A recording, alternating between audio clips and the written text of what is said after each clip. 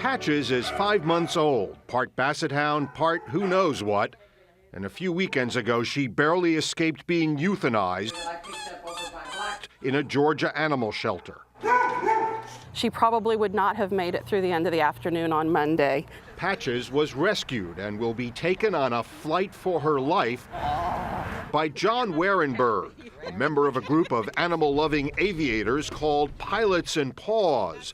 It's a sort of overground railroad for pets. Good girl, Bella.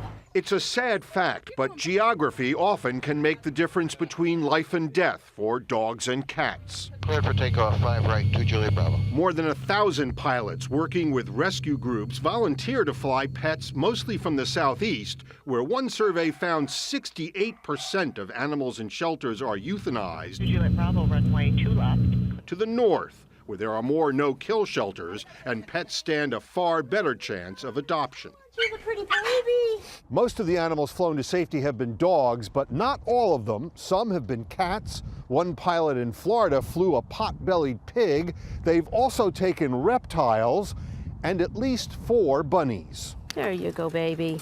Nobody has counted how many pets have been saved in this airlift, but this one pilot, runway 9er, cleared for takeoff. Steve Hall, has ferried more than 300 dogs north to Long Island, including some who became more than just passengers.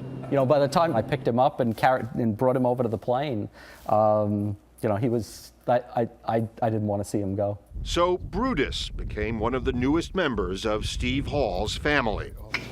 And Brutus isn't the only passenger who Steve Hall hijacked.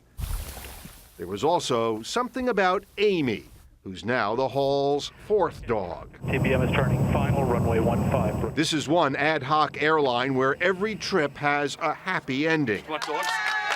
All the dogs on Hall's flight had homes waiting for them. They're divas in training. When he landed. It's something you do that feels good when it happens, and there's enough garbage going on that I don't feel great about. So this is excellent. And Patches, who was days away from death, is on her way to a new life in Illinois, where she's loved and looked after, and above all, safe. Richard Schlesinger, CBS News, Shirley, New York.